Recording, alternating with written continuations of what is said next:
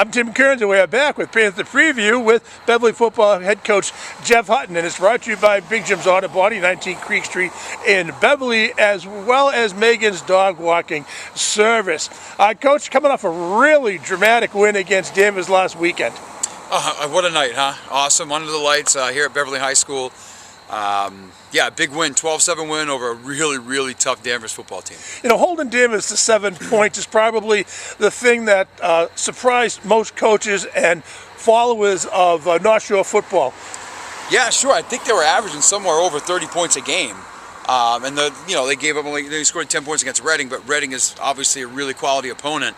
And we just were trying to limit the big plays.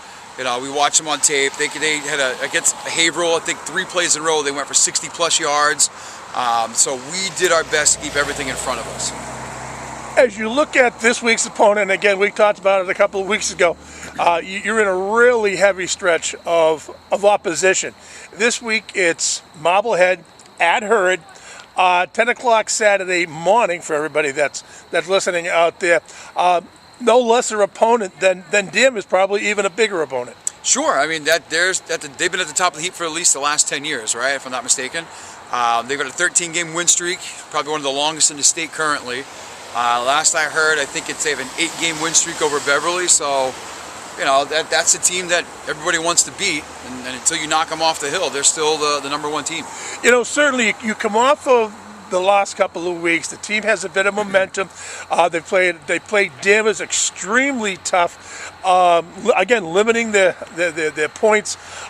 They've got to be in a really confident mood heading into this Saturday game against Marblehead. Sure, you know the old phrase is that football is just blocking and tackling, and whoever can do those two better usually have a good chance to win. And I think, you know, we got close against Masco with some of that stuff, and I think we got better against Danvers, so I hope the trend continues going in that positive direction. You know, certainly a thing that should be in your favor is the game is at home at Hurd.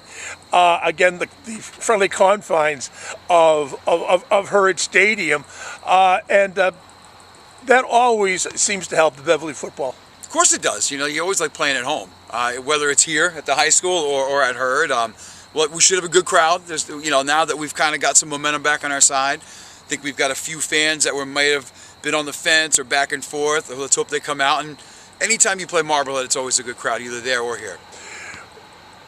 What are you expecting from Marblehead that may be different than what they've done in the past?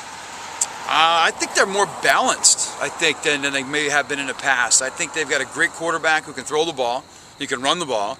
I think that I would probably run him more if I was their coach, but obviously, well, you know, things happen when you run a quarterback. He's crazy scary in the open field. Like, that's a guy that we really worry about, and I'm sure every other team has played him up to this point and did the same thing. They got big receivers. They got a good athletic offensive line. They got linebackers that'll come downhill and hit you, so it's try to find a weak spot, and it's very tough to. Yeah, that's the thing about Marblehead, as mentioned a lot the last decade, is their ability to be such a balanced football team. They've had a quality quarterback who's a dual threat. Again, they've had the running backs who converted to linebackers. You know, they've got offensive linemen that convert to the defense, and they just continue to play with one attitude all game long. Yeah, well, when winning breeds confidence, and until they have that, you know, the wind knocked out of their sails, and why wouldn't they walk around like I remember one of my favorite quotes was, act like you're #1 even when you're not, but when you are #1, it makes it real easy to act like it. So let's go back just to last Friday night against Danvers in and under the lights.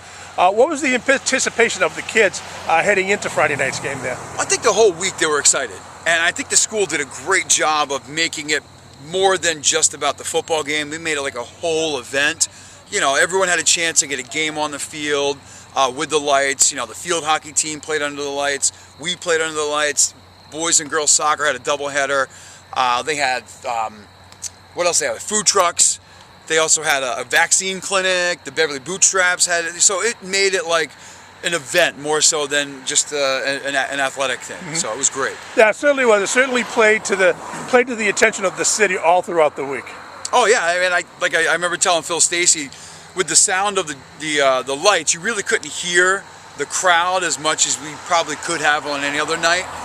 But there were times where, like in between or like timeouts, you'd look over and it was the whole hill was covered with Beverly kids. It was like a tree shrub, and then the whole Danvers kids were right there, and it was pretty neat to see. That's great. Coach, I want to wish you the best of luck coming on Saturday morning, an unusual Saturday morning 10 o'clock game. Seems like we haven't seen one of those in years. No. But maybe a sign of things are really getting back to normal. Beverly back on Herd at 10 o'clock on a Saturday. Looking forward to it. Great. Thanks, Coach. Thank you.